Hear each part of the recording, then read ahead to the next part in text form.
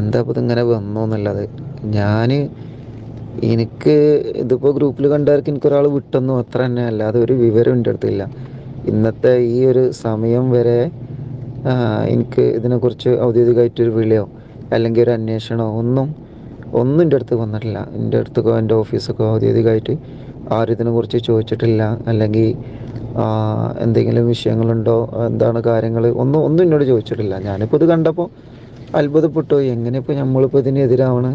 നമ്മളെ ഷെയ്ഖുന സുൽത്താനും നമ്മളെ പ്രസ്ഥാനത്തിൻ്റെയും കൂടെ തന്നെയാണ് എപ്പോഴും.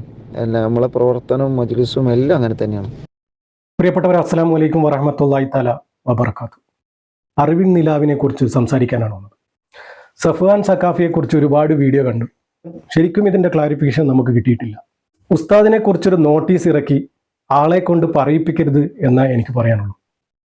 ഇതിൻ്റെ ശരിയായ ഒരു സത്യാവസ്ഥ എന്താണ്? ഒരുപാട് ഫോൺ കോൾ റെക്കോർഡിംഗ് കേൾക്കാനിടയായി. ഇപ്പോൾ എവിടെ നോക്കിയാലും സഫ്വാനെ കുറിച്ചാണ് സംസാരം. ഇത് മറ്റുള്ളവരെ കൊണ്ട് പറയിപ്പിക്കുന്ന ഒരു രീതിയല്ലേ എന്ന് എനിക്ക് ചോദിക്കാനുള്ളൂ. ശരിക്കും ഇതിന്റെ സത്യാവസ്ഥ എന്താണ്? തമ്മിൽ ചെളി വാരി എറിഞ്ഞതുകൊണ്ട് എന്താണ് ഇതിൽ കാര്യം?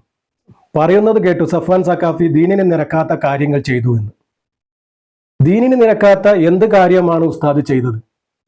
ഒരു മനുഷ്യന്റെ വളർച്ചയ്ക്ക് സ്വാഭാവികമായിട്ട് ശത്രുക്കൾ ഉണ്ടാകും. അത്രയും നമ്മൾ ഇതിനെക്കുറിച്ച് കരുതിയിട്ടുള്ളൂ. ഇതിന്റെ ശരിയായ ഒരു ക്ലാരിഫിക്കേഷൻ നമുക്ക് കിട്ടിയേ മതിയാകും. അറിവിൻ നിലാവ് എന്ന ഇത്ര വലിയൊരു മജ്ലിസ് ഉസ്താദ് കെട്ടിപ്പടുത്തിട്ടുണ്ടെങ്കിൽ, അത് വിശ്വസിച്ച് ഒരുപാട് മോമിനിങ്ങൾ ഇതിന്റെ കൂടെ ഉണ്ടെങ്കിൽ അറിവിൻ നിലാവ് പെട്ടെന്നൊന്നും ഉപേക്ഷിക്കാനാവില്ല. സ്വാഭാവികമായി ശത്രുക്കൾ ഉണ്ടാകും, അത്രേ നമ്മൾ കരുതുന്നുള്ളൂ. പലയിടത്തും പസാത്ത് പോലെ ഉസ്താദിനെ ഇങ്ങനെ വിമർശിച്ചതുകൊണ്ട് ഒരു കാര്യവുമില്ല. ഇതിനൊക്കെ പടച്ച റബ്ബിനോട് നിങ്ങൾ ഉത്തരം പറയേണ്ടി വരുമെന്ന് ഞാൻ ഓർമ്മപ്പെടുത്തട്ടെ. ഒരു സുപ്രഭാതത്തിൽ ഇങ്ങനെ പറഞ്ഞെന്ന് കരുതി അറിവിൻ നിലാവ് പെട്ടെന്നൊന്നും പൂട്ടിപ്പോവാൻ പറ്റില്ല. ഇങ്ങനെ ഒരു മഹത്തായ മജ്ലിസ് അവിടെ നടക്കുന്നത് എന്താണെന്ന് എല്ലാവർക്കും അറിയാം. നമ്മുടെ വീട്ടിലിരിക്കുന്ന സ്ത്രീകൾ, സീരിയൽ കണ്ടുകൊണ്ടിരിക്കുന്ന സ്ത്രീകൾ ഇന്ന് സലാത്തും ദിക്കറും ചൊല്ലി അറിവിൻ നിലാവിൻ്റെ കൂടെയാണ്.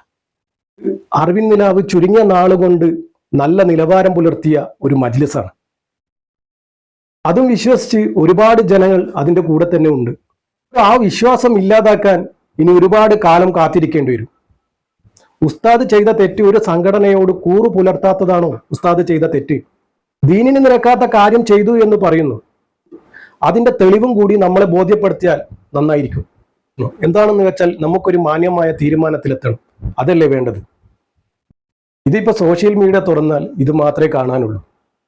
അപ്പോൾ അതുകൊണ്ട് അറിവിൻ നിലാവിന്റെ പ്രേക്ഷകർക്ക് ഇതിന്റെ സത്യാവസ്ഥ എന്താണെന്ന് ബോധ്യപ്പെടുത്തേണ്ട കടമ നിങ്ങൾക്കുണ്ട്.